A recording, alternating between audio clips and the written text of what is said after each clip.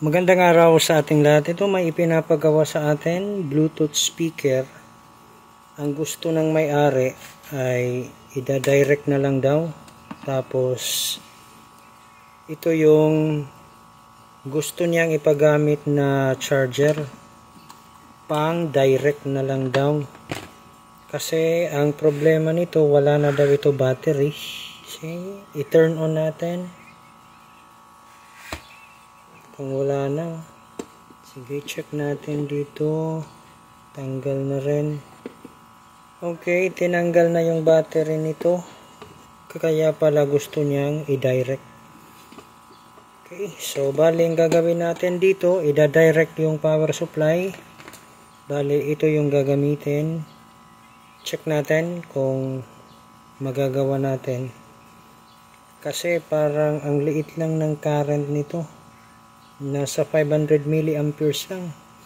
Iwan ko kung hindi magkakaproblema. Okay, sige. Simulan natin. Ang sunod na ginawa ko rito ay sinukat ko muna yung voltage output ng charger na gagamitin na pan-direct power supply ng Bluetooth speaker. Gumamit ako ng digital multimeter na nakaset sa DC voltmeter function. Tapos yung output ng charger, yung kulay white, inilagay ko dyan yung red test prod. Yung kulay black naman na wire ay inilagay ko doon yung black test prod. Ayan, meron tayong nasukat na 5.3 volts. So, ibig sabihin, mayroong voltage output ang charger na gagamitin. So, tandaan po natin na yung kulay white ay positive, yung black ay negative. Dito ay ikinabit na natin ang output ng charger, yung kulay white sa positive terminal, yung kulay black ay sa negative terminal ng para sa battery. Doon natin yun ikinabit temporarily kasi nahirapan tayo dito sa itaas. So, ayan po yung naging connection niyan. Tapos, yung gagawin natin dito ay ipa-plug in yung speaker doon sa kanyang speaker terminal. Tapos, iti-testing natin ito. At pakinggan natin kung ano yung magiging tunog nito. So, ipasok lang natin itong connector ng speaker doon sa socket. Ayan, naikabit na natin yung speaker.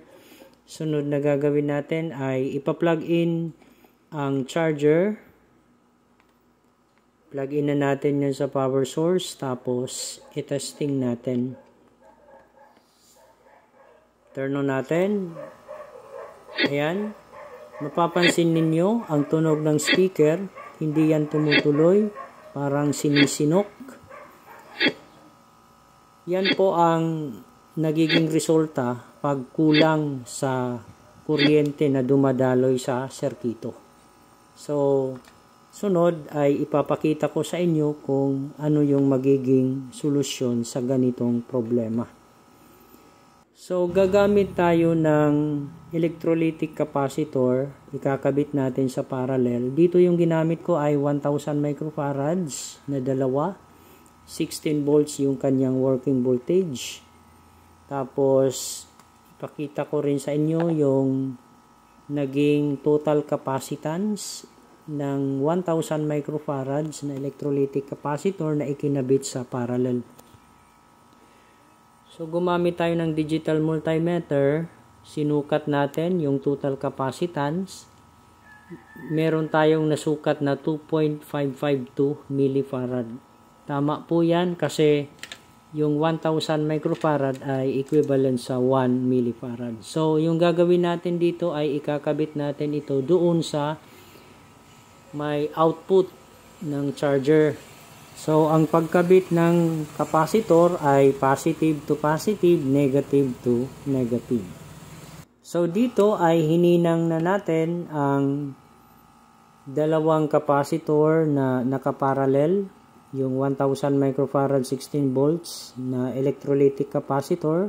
Yan po ay nakaparallel at ikinabit natin dito sa output ng charger na siya namang nakakabit dito sa may terminals na para sana sa battery. So, yung nangyari dito, yung charger na po yung ating power supply. So, ang gagawin natin dito ay ite-testing natin ang charger bilang power supply ng Bluetooth speaker. Yan, i-plug in natin ang charger sa power source, tapos i-turn on natin yung Bluetooth speaker. The Bluetooth device is ready to pair. Music. Ayan, kung napansin ninyo ay nagtuloy-tuloy na ang pagtunog ng speaker. Nasolusyonan na rin natin itong mababang amperage rating ng charger bilang power supply. Bali, yung ginawa natin ay nagkabit tayo ng dalawang electrolytic capacitor, 1000 microfarads, at ikinabit natin ito parallel doon sa output ng charger. Testing natin siya ulit. The Bluetooth device is ready to pair. Music. Sunod na gagawin dito ay ayusin natin ang pag-wiring. Dito, nagbutas tayo dito sa may casing niya. Ayan. Bali, pinadaan natin dyan sa butas yung wire ng charger at saka yun na rin yung naging setup natin ng capacitor. Gumamit tayo dyan ng glue gun o ng stick glue at naka-fix na yung capacitor. Tapos gumamit na rin tayo dito ng connector. Bali, yan po ay ikukonekta natin doon sa may lagayan ng battery para hindi makalat yung wiring connection nito. Okay, so i-plug in natin yan dyan para yan supposedly sa battery, pero ito ngayon ay naka-rekta na. Nakadirekta na yung connection. Bali, dito i-focus lang natin. Yan. Inayos lang natin yung pag-wiring nito para at least hindi makalat. So, yan po. Ang sunod na gagawin natin dito ay ikabit ang speaker. Itong speaker. Kunin ko itong dumi. Yan. Kabit natin yung speaker dito sa board. Tapos nito ay itesting natin kung gagana pa ba itong Bluetooth speaker. Hirap ipasok. Yun. Naipasok din yung connection ng speaker. Tapos testing natin. Kuha lang tayo ng power source, outlet. So, i-plug in natin itong charger. Ayan. Tapos, i-turn on natin ang Bluetooth speaker. The Bluetooth device is ready to pair. Music. So, ayan. Okay na. So, bali, okay na po itong ating ginawa na pagkabit ng charger bilang power supply ng Bluetooth speaker. So, ito po yung magiging setup niyan, itong charger. Yan po ay nakakabit na sa Bluetooth speaker. Ibig sabihin, ipa-plug in lang itong charger sa power source sa tuwing gagamitin itong Bluetooth speaker.